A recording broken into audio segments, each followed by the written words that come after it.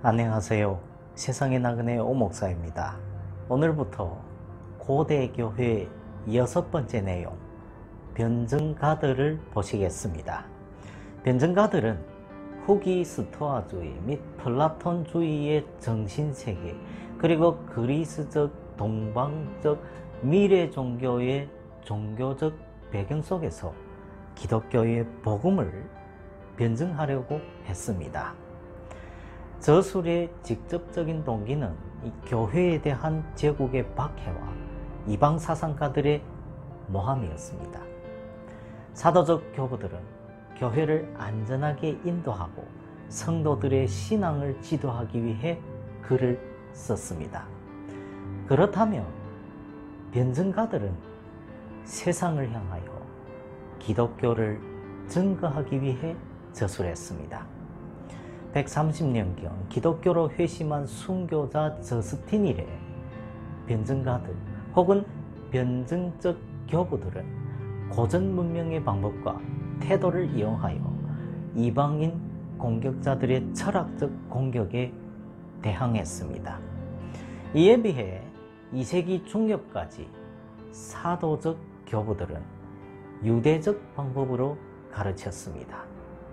변증가들은 유대인들의 이간, 이방사상의 비판, 그리고 정치가들의 박해에 저음하여 기독교 신앙을 방어하기 위한 선교적 타입의 글을 쓴 것입니다.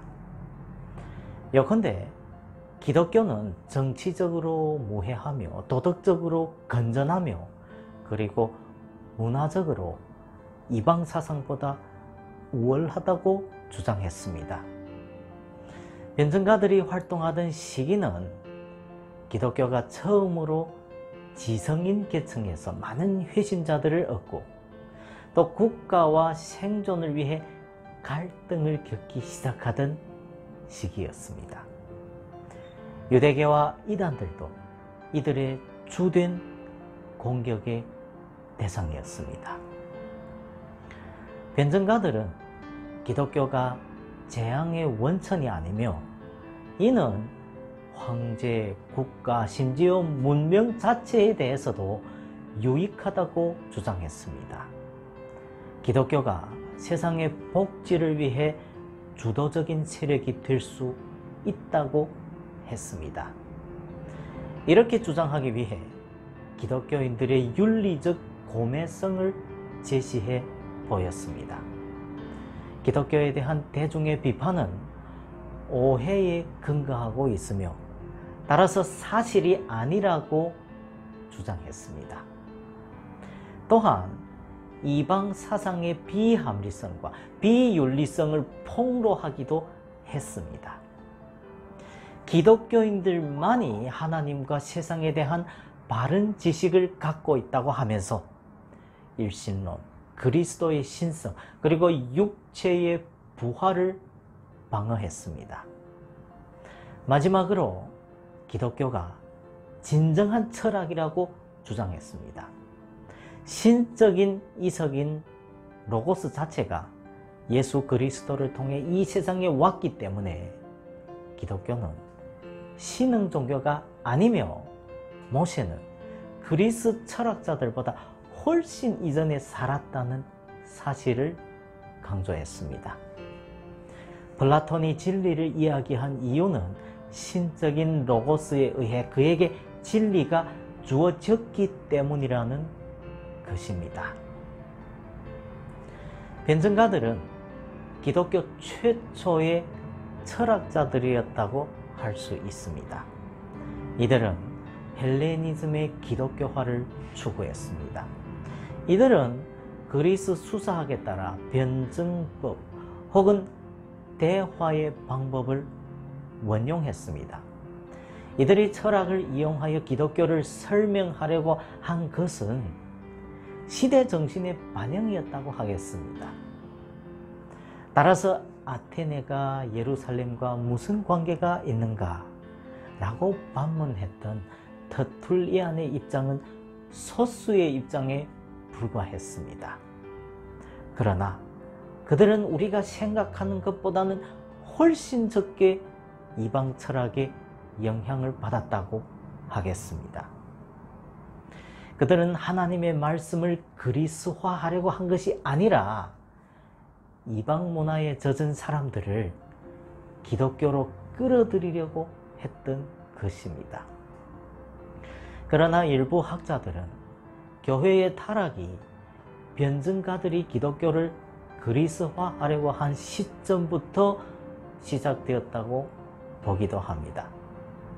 또 어떤 사람들은 더 이후에 콘스탄틴이 기독교와 제국을 연합시키려 한 것이 교회의 부패의 시발점이 되었다고 보기도 합니다.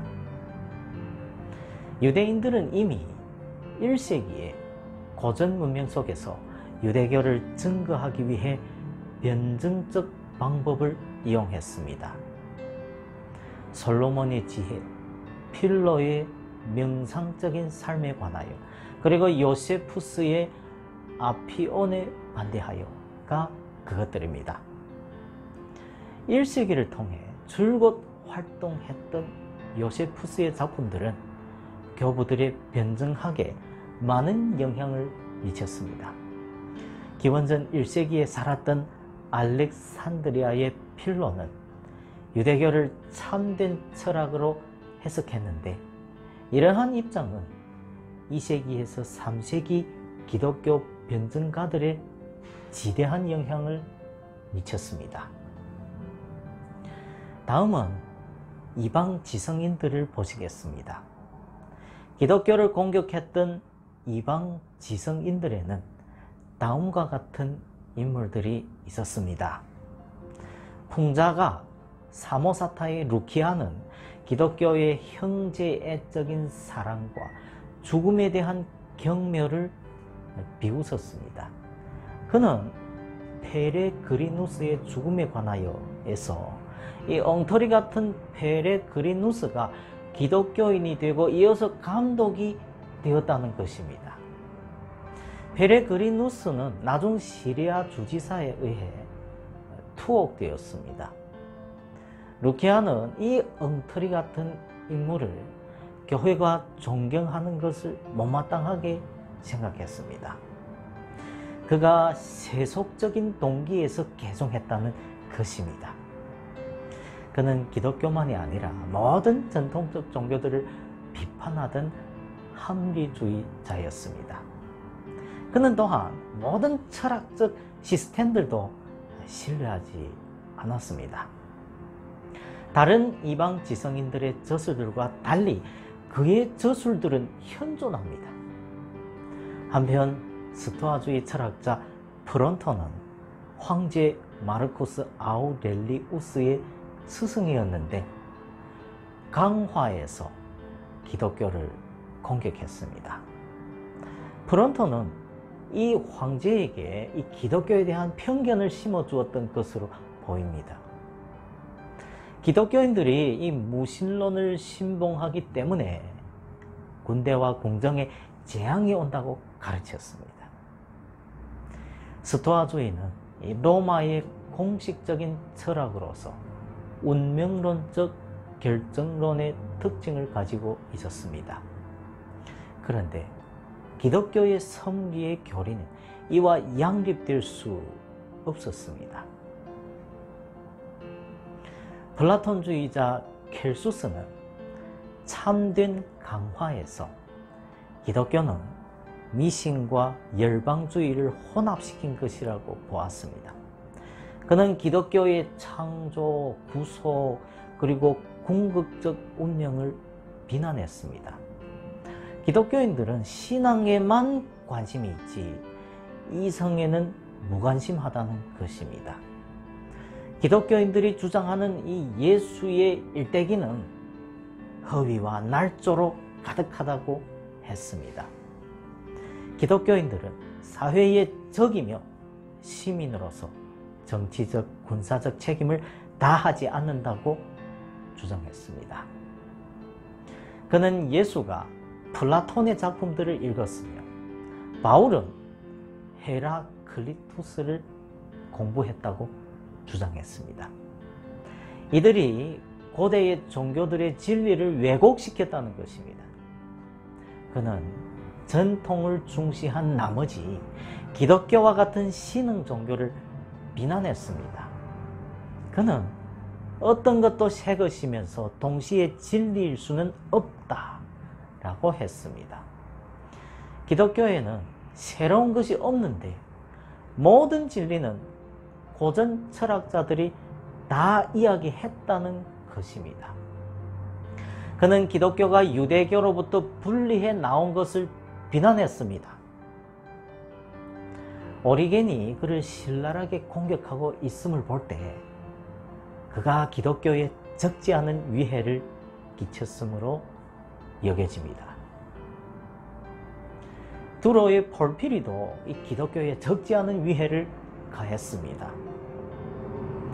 폴피리가 플로티누스의 에네아드를 편집했는데 이 플로티누스가 바로 신플라토주의의 비조요 켈수스의 스승이었습니다.